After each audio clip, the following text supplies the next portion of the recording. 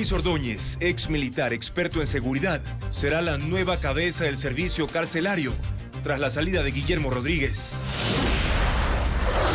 El Consejo Electoral identifica 162 recintos como críticos en seguridad para las elecciones del 20 de agosto. 15 alcaldes y 5 prefectos ya tienen resguardo policial, mientras la Corte Nacional pide igual protección para 8 magistrados. La Agencia Nacional de Tránsito agregó 2.000 turnos diarios para la emisión de licencias de conducir. 2 delincuentes golpean y disparan a un padre por robarle un celular. La víctima iba caminando de la mano con su hija en el norte de Guayaquil. Bienvenidos a Televistazo Estelar. Comenzación a personas privadas de la libertad, del SNAI.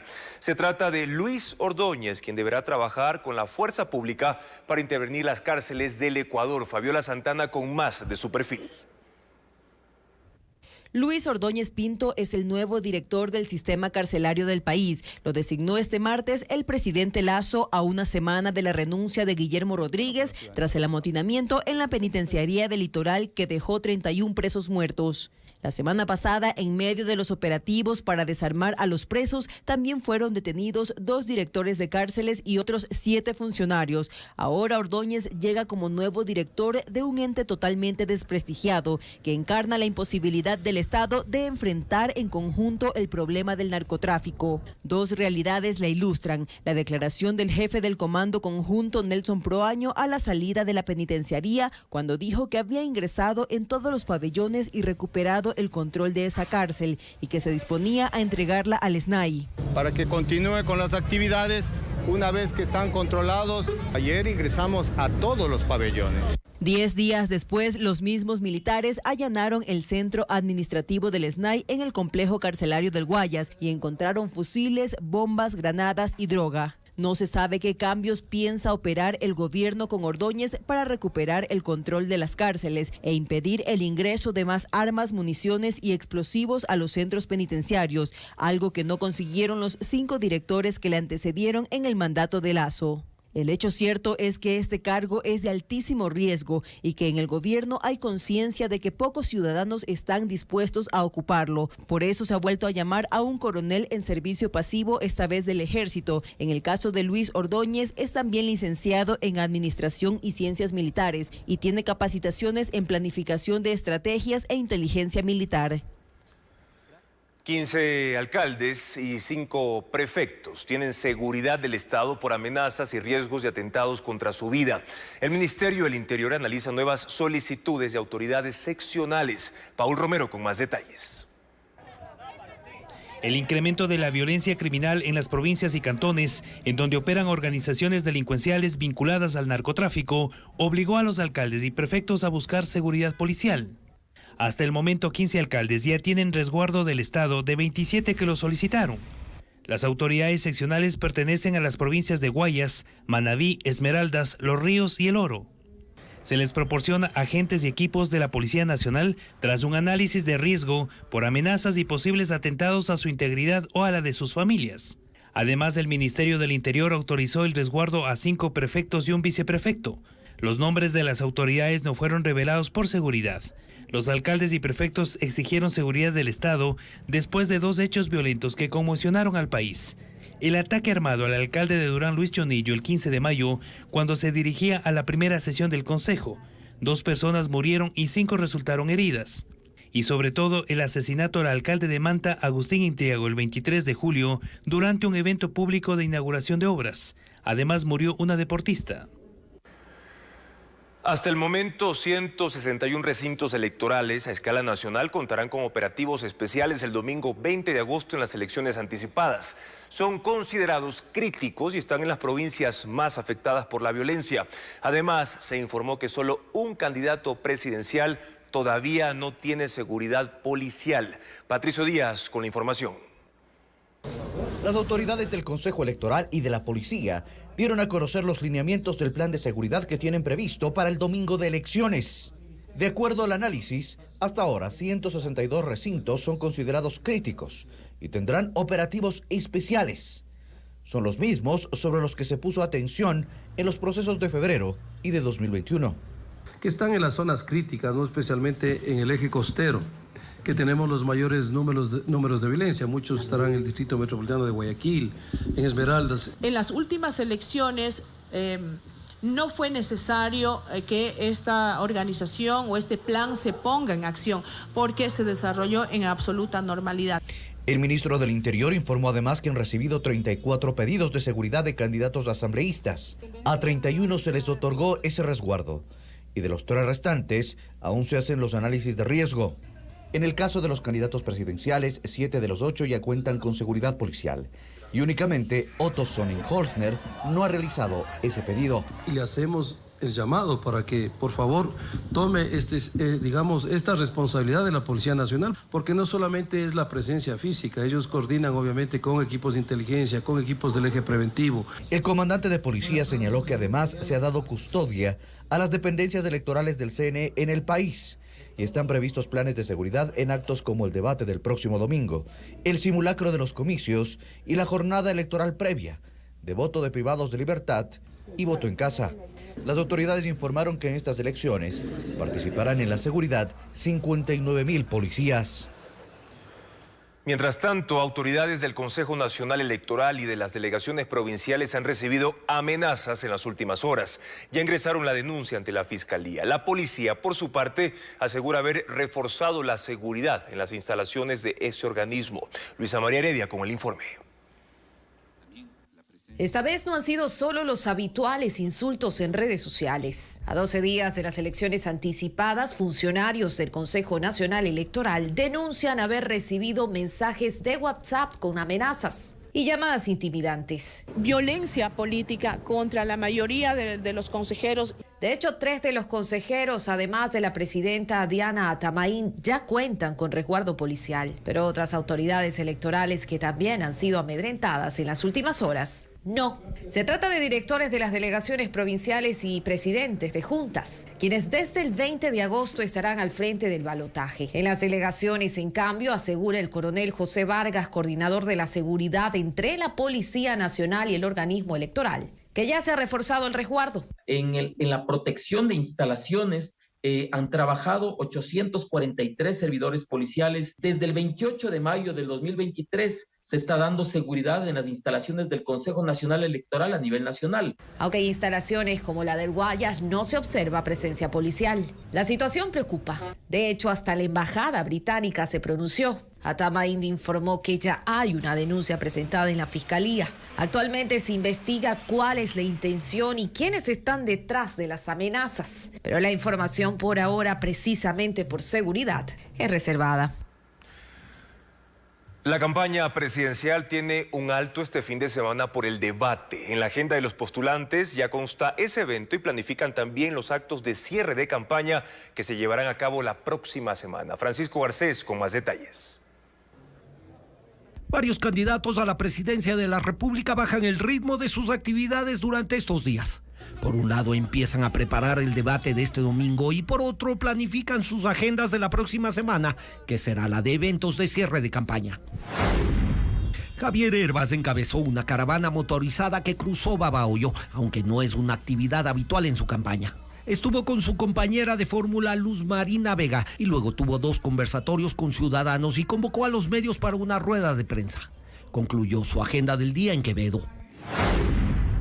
Daniel Noboa, por segundo día consecutivo, recorre Manabí. Fue por Chone en una caravana en la que participaron decenas de motociclistas, un mariachi y el habitual grupo femenino.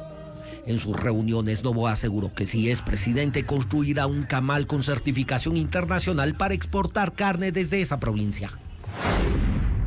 Yacu Pérez se quedó en Guayaquil y suspendió sus recorridos en las calles. Dedicó la mañana a la denominada Mesa de Seguridad, en donde presentó su plan de seguridad integral y protección urgente.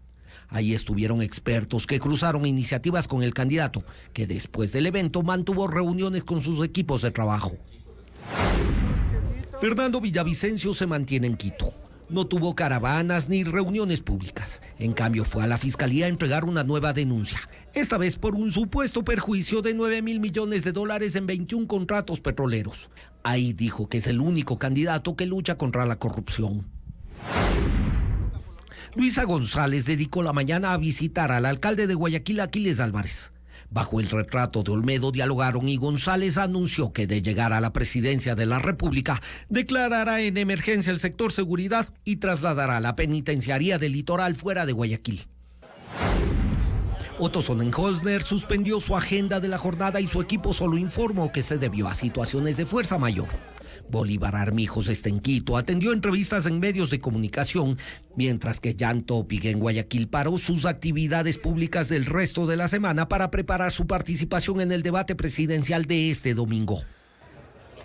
La dolarización es uno de los motivos por los que Ecuador no tiene los problemas de inflación que presentan otros países de la región. Así lo aseguró el ministro de Finanzas, Pablo Arosemena. Fabiola Santana conversó con el secretario de Estado y otro experto sobre este tema.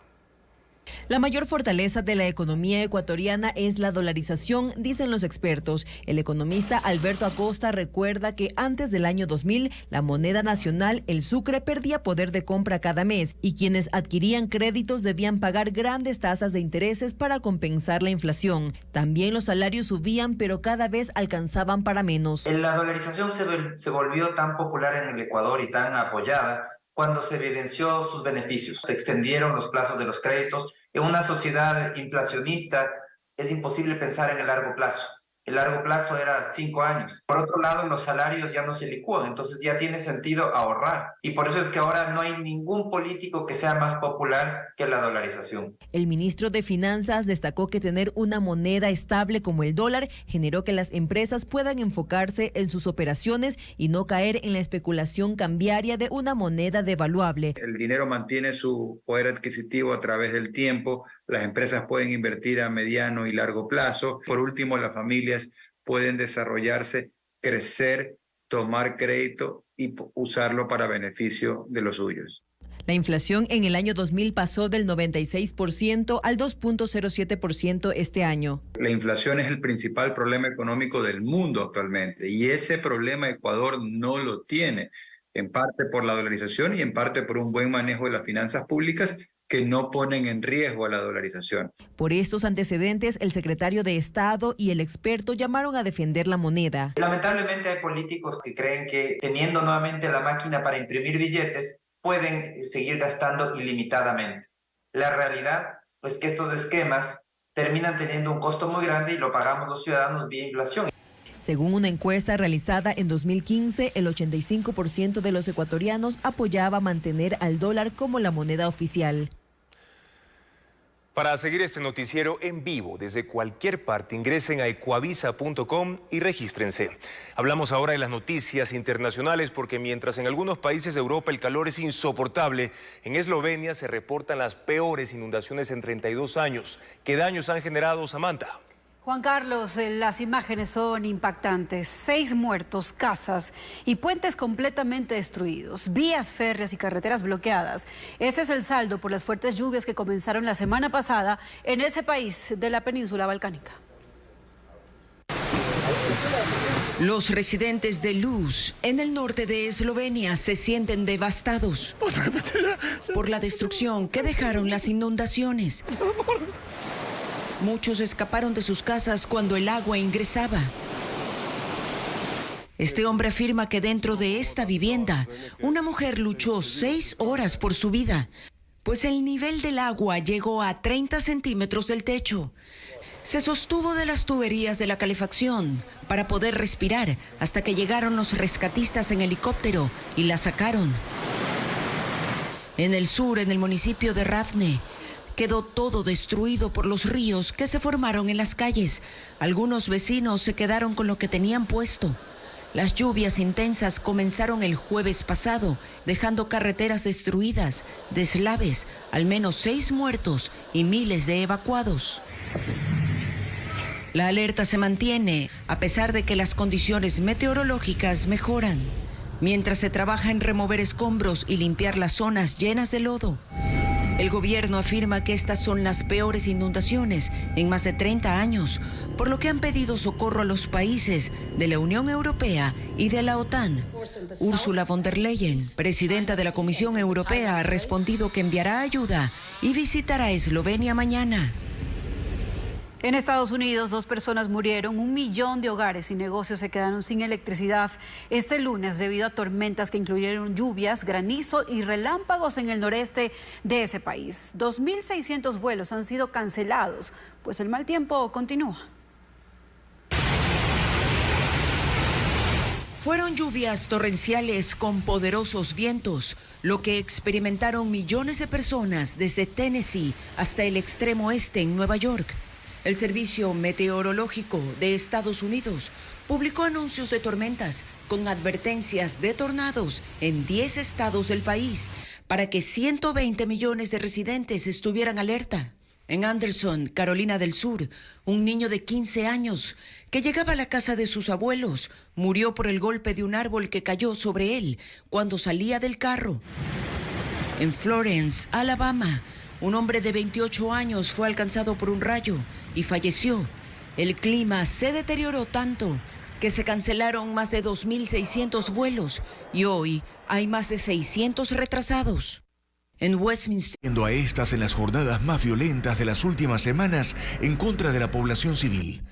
Más de 200 personas viven en edificios cercanos, aunque Rusia ha dicho que el ataque se produjo contra objetivos militares. El presidente Volodymyr Zelensky ha acusado a Rusia de querer dejar a la región convertida en un montón de piedras.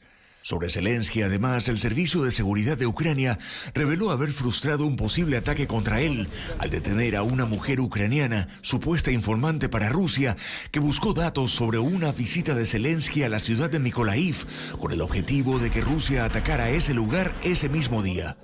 Zelensky ha dicho que a pesar de los riesgos, no está dispuesto a encerrarse en un búnker y perder conexión con la sociedad. En Nueva York colapsan los servicios de atención para quienes solicitan refugio en Estados Unidos. Explicaremos la situación. Problemas de turno para la licencia en la ANT. Esa agencia propuso ya una solución. Le contaremos de qué se trata al volver. El trámite para emisión y renovación de licencias de conducir se redujo. La Agencia Nacional de Tránsito aumentó los turnos. Diego Cuenca informa que ahora atienden a 2.000 usuarios más cada día. La Agencia Nacional de Tránsito aumentó este mes los turnos diarios para que usuarios a escala nacional puedan obtener la licencia de conducir por primera vez o renovarla. Eso permitió despachar trámites represados hasta por 3 meses. Y hoy en día estamos atendiendo 6.700 turnos a nivel nacional. Puedes encontrar turnos, si haces el intento hoy en la mañana, podrías encontrar turnos para hoy mismo y si no, para el día de mañana a más tardar. El flujo de usuarios es menor debido a que el tiempo de atención se redujo de 15 a 10 minutos en los 135 módulos de las agencias de tránsito de las 24 provincias. La autoridad exhorta a los ciudadanos a solicitar el turno con anticipación. 3 meses antes de que se caduque el documento, pueden agendar una cita en la web ant.gov.es. Hace 2 semanas, la Agencia Nacional de Tránsito redujo el cuestionario para el test de renovación de licencias, que pasó de 600 a 300 preguntas. El gobierno pide a la Corte Constitucional que revoque la medida que tiene en suspenso los permisos ambientales de 157 proyectos productivos. Argumenta que la CONAIE indujo a error a los jueces. Sobre este tema, más detalles con Jacqueline Rodas. El gobierno intenta desbloquear el proceso para habilitar la operación de 157 proyectos mineros, hidrocarburíferos y de electricidad. Presentó ante la Corte Constitucional un pedido de revocatoria para que deje sin efecto la suspensión temporal del decreto y el reglamento que regulan las consultas ambientales, paso previo a la obtención de las licencias. Según el secretario jurídico de la Presidencia de la República, la CONAIE en la acción de protección que presentó confundió los 2 tipos de consulta que contempla la Constitución. El pedido de revocatoria se fundamenta en la diferencia entre la consulta previa y la consulta ambiental, que es el error jurídico a nuestro concepto que ha incurrido la Corte. En realidad, la Corte fue llevada a un error por parte de la CONAIE.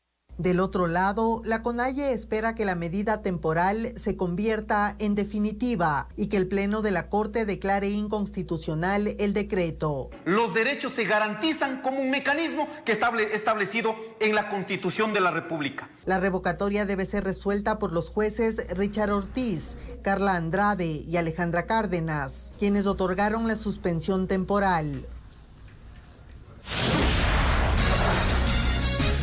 Una presunta red de coyoteros que llevaba ecuatorianos, africanos y ciudadanos de Medio Oriente a los Estados Unidos con documentos falsos fue capturada. ¿Cuánto cobraban por el viaje irregular? Ya se lo contamos. Además, la crisis de migrantes en Nueva York empeora. Solo quedan espacios al aire libre para los solicitantes de refugio y los servicios sanitarios colapsaron. ¿Qué plantea la alcaldía? Entérese al volver.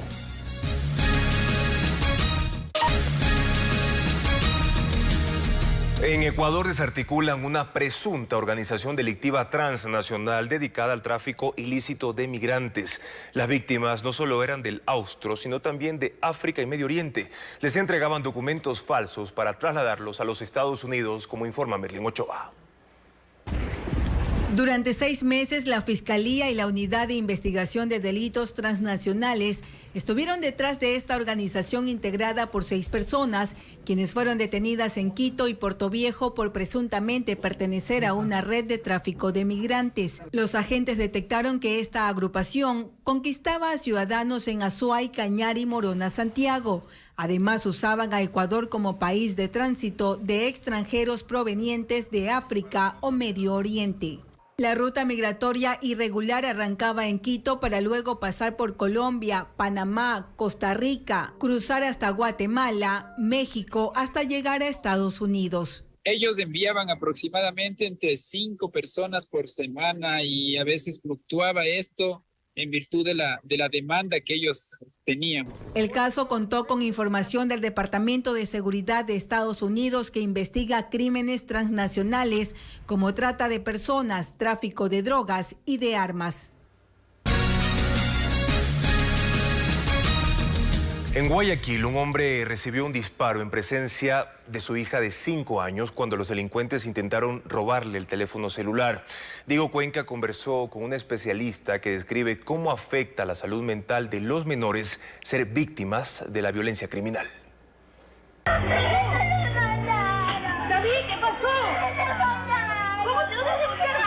Es el momento cuando la niña de 5 años busca ayuda para su papá, que recibió un disparo. El ataque ocurrió en la cooperativa Pájaro Azul, en el norte de Guayaquil, cuando la noche de lunes un hombre y su hija caminaban afuera de su casa. 2 delincuentes lo amenazaron para que entregue su celular y lo golpearon en la cabeza, y uno de ellos le propinó un tiro en la pierna izquierda. La salud mental de menores como ella, que fueron testigos de ataques criminales, puede ser afectada por estrés postraumático. No te podría decir que todos los niños van a presentar los mismos comportamientos, porque eso sería estandarizar, debido a que cada uno vive el trauma de manera singular. Aunque no hay un registro oficial de los niños y adolescentes afectados por la violencia criminal, en Guayaquil los menores siguen siendo testigos de asesinatos, como el que ocurrió el domingo en Bastión Popular, donde una niña de 7 años fue víctima colateral en medio de una balacera. O como este pequeño de 7 años, que vio cómo mataron a su padrastro en agosto del 2021. La especialista agrega que los niños que sobreviven a estos ataques, pero ven morir a sus familiares, crecen con trastornos en su conducta y depresiones. Siempre pensamientos con desenlaces violentos o catastróficos. La recomendación es que las familias acudan a un especialista para tratar a tiempo las secuelas en la salud mental. 2 estudiantes de Esmeraldas fueron asesinados cuando salían del colegio en el sector Miramar. Un reporte de Vanessa Robles. Los cadáveres de 2 jóvenes quedaron tendidos junto a sus mochilas en el parterre de una vía del barrio Miramar, centro norte de la ciudad de Esmeraldas, cuya provincia permanece en estado de excepción desde hace 2 semanas. El hecho ocurrió la noche de este lunes, cuando los estudiantes regresaban a sus casas luego de las clases en jornada nocturna. Según información preliminar, varios hombres a bordo de motocicletas los interceptaron y les dispararon. El sector donde sucedió el doble asesinato es uno de los más conflictivos de Esmeraldas. 6 personas recibieron prisión preventiva durante la tarde de este martes como sospechosos del asesinato de una niña de 7 años y su padre de 31 en un balneario público en Tena, en la provincia del Napo, registrado el domingo pasado. 4 de los detenidos son ecuatorianos y 2 extranjeros. Según la Fiscalía, su papel en el crimen fue de cómplices, mientras que el autor del ataque sigue prófugo.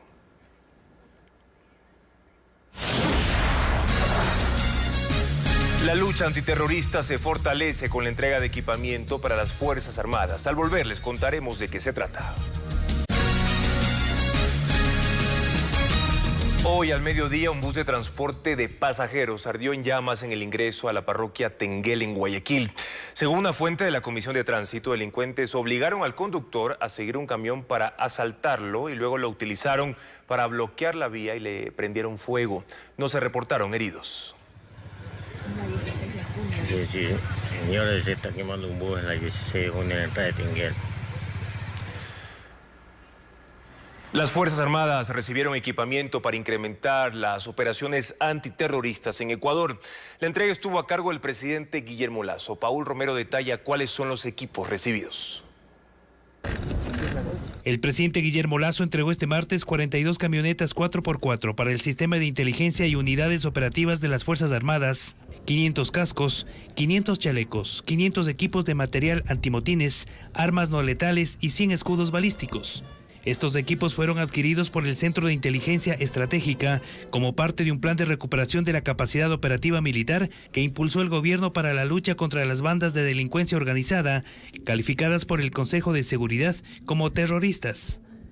Emplearemos todas las herramientas logísticas y legales a nuestro alcance hasta derrotar al crimen organizado sin claudicar, sin ceder y sin pactar con nadie de ellos. Dentro de este plan, el mandatario señaló que el próximo jueves entregará 20 vehículos tácticos blindados de 179 comprados a Turquía e Israel para ejecutar operaciones antidelincuenciales a escala nacional. Nuestras queridas Fuerzas Armadas tenían serias deficiencias de equipamiento. Nosotros las dejaremos en mejores condiciones.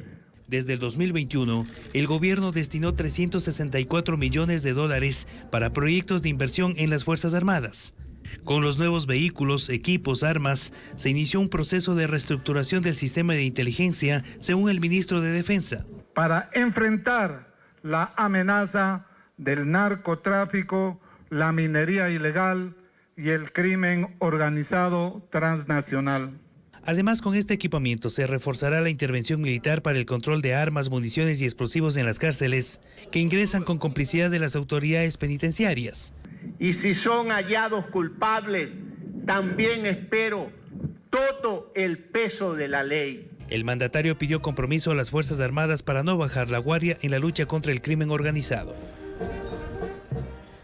Les contamos ahora que la Corte Nacional de Justicia solicita seguridad policial permanente para 8 jueces penales. El informe con Jacqueline Rodas. Ante el avance del crimen organizado, la Corte Nacional de Justicia pide al gobierno que incremente las medidas de seguridad. El organismo es la instancia de cierre de todas las causas penales por delitos como sicariato, delincuencia organizada, extorsión o asesinatos, que ahora mismo involucran a peligrosas bandas como los tiguerones, lobos o choneros. Por ello, mediante un oficio solicitan al gobierno que a la brevedad posible proporcione seguridad policial permanente y movilización vigilada, al menos para los 8 jueces de la sala penal. Por su vida, por su integridad. No creo que se trate de que cuando existe algún acontecimiento en donde haya víctimas o nos cause gran preocupación a los ecuatorianos, tengamos que tomar acciones.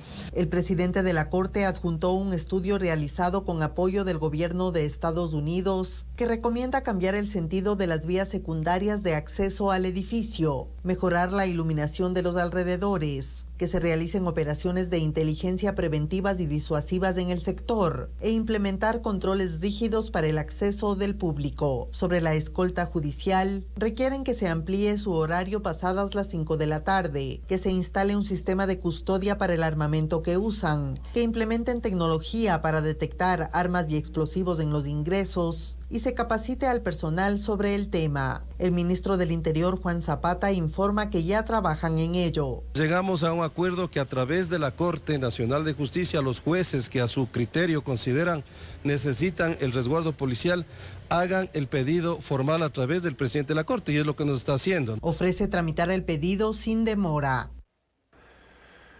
El Golfo de Guayaquil, por donde sale la mayor cantidad de cocaína, es acechado por 3 mafias internacionales que desde los puertos trafican cocaína hasta Europa y Estados Unidos. Merlin Ochoa explica cómo operan. La mayoría de casos de tráfico de drogas en Ecuador se concentra a lo largo de las 60 millas náuticas del Golfo de Guayaquil. Este año se han decomisado 45 toneladas de cocaína que se atribuyen a 3 mafias internacionales cuyo destino era Europa y Estados Unidos. Los choneros trabajan con el cartel de Sinaloa, los tiguerones, los lobos con Jalisco Nueva Generación, los tiguerones también trabajan con la mafia urbanesa también. El punto más crítico es el sur de Guayaquil, donde está el puerto. Las organizaciones tienen una estructura criminal para contaminar los contenedores que son trasladados en los buques. Trabajos de inteligencia naval identifican que no solo reclutan a los pescadores, también a parte de la población de escasos recursos económicos que viven junto al estero salado que bordea la terminal portuaria. Cuando nosotros realizamos algún control, tienen sus redes de información, comunican en dónde estamos o qué está sucediendo en un sector. Pero, ¿por qué los contenedores son atractivos para los narcos? Porque en cada uno se puede trasladar hasta 4 toneladas de cocaína. En el Golfo navegan 300 embarcaciones al día. Según los uniformados, la mayoría tiene los documentos en regla, pero pese a esto se convierten en el medio para contaminar los buques mercantes. Dentro de los brazos de mar o de los esteros ocultan embarcaciones, motores, armas o la droga para contaminar posteriormente a lo largo del canal a los buques mercantes. Además del narcotráfico, el tráfico de combustible y de armas son otros delitos que las organizaciones narcodelictivas cometen en el Golfo de Guayaquil. Continuamos en Televistazo. Hasta el momento, las empresas aseguradoras no han modificado coberturas ni precios ante la inminente llegada del fenómeno del Niño. Tampoco se ha previsto un producto especial para cubrir daños como consecuencia de la emergencia. Adriana Bermeo con el informe. En el primer semestre del año, los brokers de seguros de la región Costa registran un incremento del 40% en siniestros ocasionados por lluvias en comparación con el 2022. A pesar de esto y de la llegada inminente del fenómeno del Niño, las empresas aseguradoras no han cambiado los parámetros y beneficios de los seguros. En el caso de viviendas, el pago anual oscila entre $300 y $1,200. Depende del valor de la casa y si se asegura el menaje. Cuando se trata de vehículos, el pago anual parte de $600 y varía según el valor del auto. Las pólizas de seguros incluyen cobertura para desastres naturales, excepto de infraestructuras que se encuentran en las pendientes a menos de 200 metros sobre el nivel del mar y en orillas de ríos. Las empresas de seguros tampoco han previsto un producto especial para cubrir daños como consecuencia del fenómeno del Niño. Tenemos una cobertura generalizada. Nos quiere decir que en el caso de incubrir cobertura con incendio, robo, terremotos, desastres naturales. Eso contempla lo que es las coberturas. Pero en el caso de locales comerciales y bodegas de productos, sí se puede asegurar la mercadería. Se hace el análisis de cuánto tiene su inventario para poderlo asegurar. Y según eso, pues, se da un monto estimado para tener su cobertura. Digamos, si tiene cobertura en $10,000, sobre eso se hace el seguro para poder establecer la prima, ¿no? Después de los seguros de vida, la cobertura más solicitada es la de vehículos y en tercer lugar están las viviendas. Actualmente hay un creciente interés por seguros para cubrir riesgos en transacciones digitales.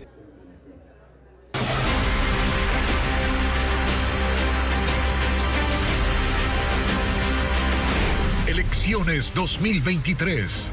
Camino a Carondelet. Bromas y bailes, pero también propuestas han publicado los candidatos a la presidencia de la República en redes sociales en las últimas horas. A 12 días de las elecciones, sus agendas se intensifican y eso también se evidencia en TikTok, Twitter e Instagram. Luisa María Heredia con el resumen. Esta vez el presidenciable que le puso el tono jocoso a la campaña digital fue Otto Sonnenholzner. Efectivamente, soy yo, el mismo. Otto Sauces 9, como me conocen. Vamos. Sumándose a las bromas sobre su apellido, compartió en TikTok un extracto de su visita al mercado de Sauces 9, norte de Guayaquil. En Instagram el contenido fue más reflexivo. Invitó a sus seguidores a no dejar de creer en el proyecto político llamado Ecuador. Y en Twitter hizo un breve análisis del por qué al país no le conviene dejar la dolarización. Desdolarizar solo traería más desempleo y la delincuencia se iría por los cielos en contra de nuestra familia. Bailando en cambio aparece en TikTok Javier Herbas. Combina sus movimientos con algunas propuestas en favor de los jóvenes. En Instagram documentó su visita a Babahoyo y un encuentro con agricultores a quienes invitó a asumir el reto de apoyarlo en las elecciones. En tanto que Daniel Noboa publicó en Instagram un extracto de su recorrido por Manabí, al ritmo de salsa choque. Y sin dar mayores explicaciones, presentó en TikTok a un perro, llamado como su movimiento, ADN. Una Luisa González más independiente vimos en las últimas horas en las redes, sin Rafael Correa. En TikTok habló del estilo de sus gafas y en Instagram sobre la falda. 2 gobiernos en donde no ha habido pantalones. Yacu Pérez, en cambio, lanzó en TikTok una nueva campaña. Le pidió a sus seguidores sumarse al equipo que defenderá el futuro del Ecuador evitando el fraude electoral. En Twitter e Instagram solo puso imágenes de la presentación de su plan de seguridad. Jan Topic, en cambio, habló de la niñez en TikTok. Dijo que será una prioridad de su gobierno. En Twitter e Instagram compartió imágenes captadas durante un recorrido por el suburbio de Guayaquil. Los candidatos menos creativos en las últimas horas fueron Fernando Villavicencio. Y además, este video en TikTok solo subió parte de sus entrevistas a Instagram. Y Bolívar Armijos, quien no varió su estrategia. 1.341 candidatos participarán en los comicios de agosto. La mayoría son postulantes asambleístas provinciales que comenzaron hoy su campaña. Esta noche se va a determinar el monto de promoción electoral que podrán utilizar, como le informa Patricio Díaz. El Tribunal Contencioso Electoral resolvió todos los recursos sobre las candidaturas para las elecciones de agosto. Y con eso confirma el número de postulantes que participarán en ese proceso por la presidencia, vicepresidencia y 137 curules de la Asamblea. Serán en total 1.341 candidatos. La mayoría corresponden a asambleístas provinciales y de circunscripciones, con 1.154 postulantes. Hay 135 candidatos asambleístas nacionales y 36 para legisladores por el exterior. En esta ocasión, el número de candidaturas inscritas para asambleístas, tanto nacionales como provinciales, es mucho menor a otros procesos electorales. Esto tiene una consecuencia directa en cuanto a la economía del proceso, porque también la papelería y los votos también que se imprimen tienen ahorros. Este martes, precisamente, se inició la campaña electoral para los asambleístas provinciales. El Pleno del CNE aprobará esta noche el presupuesto para promoción electoral que podrán usar, es decir, para la transmisión de sus spots y cuñas en medios de comunicación, rubro que es pagado directamente por el Consejo. El monto total para esta dignidad llegaría a $1.640.000. Este será repartido en función de los electores en cada provincia y del número de inscripciones de candidaturas que se han realizado. Los candidatos presidenciales y de asambleístas nacionales empezaron campaña previamente. Todos deberán concluir su promoción el próximo 17 de agosto. El 20 de agosto los ecuatorianos deben ir a las urnas en las elecciones anticipadas. Votar es obligatorio y habrá sanciones en caso de incurrir en infracciones. Francisco Garcés explica cuáles son las faltas más comunes. En las elecciones anticipadas del próximo 20 de agosto, 13 millones de electores de entre 18 y 64 años deberán acudir a las urnas. Los comicios son obligatorios y hay una serie de infracciones que se pueden sancionar durante el proceso. Lo más común es no acudir a votar. En las pasadas elecciones, el 16% de los votantes no acudieron, es decir, algo más de 2 millones.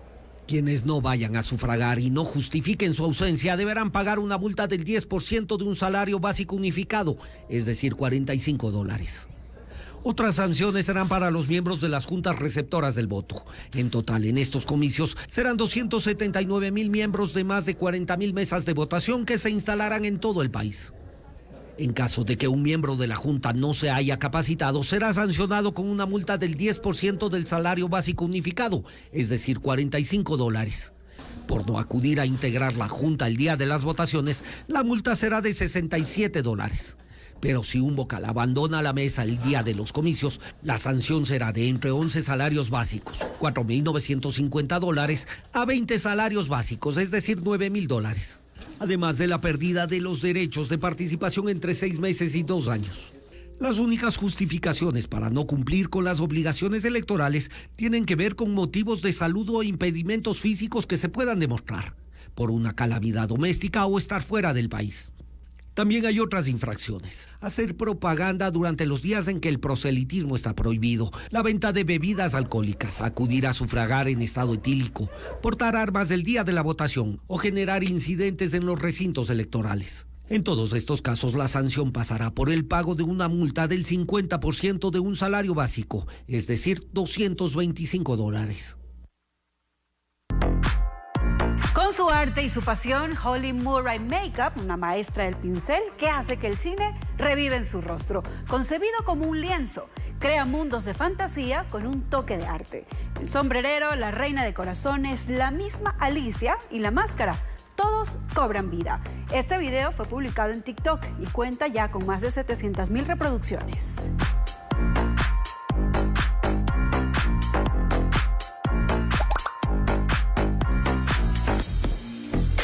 Sus pelajes danzan en épocas pasadas, en una mágica fusión de arte y tecnología. Siglo XIX, los años 40 o el fin de siglo cobran vida en instantes con meninos en sus atuendos retro. Imágenes que pasean en la red, donde la realidad y la fantasía se entrelazan.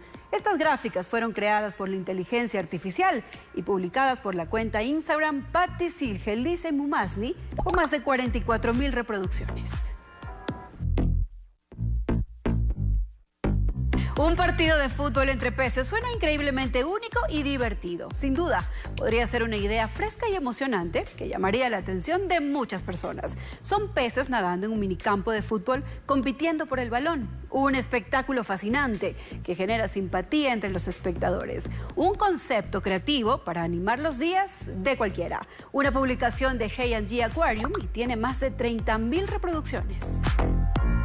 En la costa de Normandía, en un rincón de Francia, el Monte Saint-Michel, antes conocido como Monte Tumba, se alza con elegancia y un diseño gótico. Este islote rocoso en la bahía, donde el tiempo y las mareas llegan a la velocidad de un caballo galopando. Patrimonio mundial por la UNESCO. Hasta sus calles adoquinadas, 3 millones de turistas anualmente acuden a este lugar mágico. Un video publicado en YouTube y tiene 47,000 reproducciones.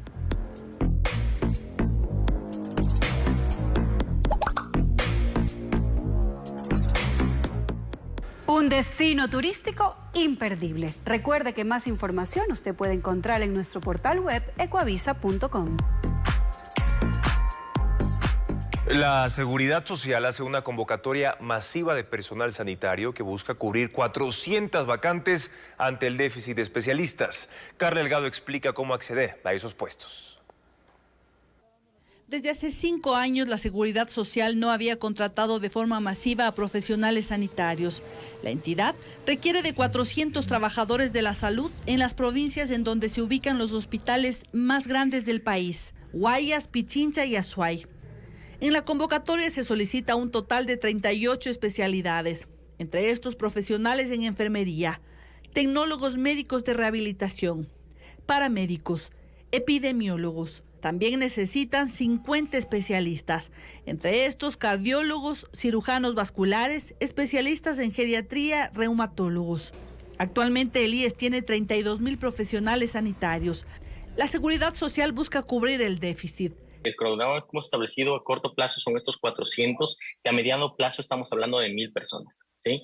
El 1,000 personal sanitario de diferentes especialidades, tanto del ámbito médico, de enfermería y demás, que van a solucionar todos los problemas de falta de capacidad instalada y resolutiva de los hospitales. Además, señala que esta carencia provoca que hayan más derivaciones hospitalarias de los pacientes a centros médicos privados y demoras en los turnos para los afiliados, en especialidades puntuales como traumatología.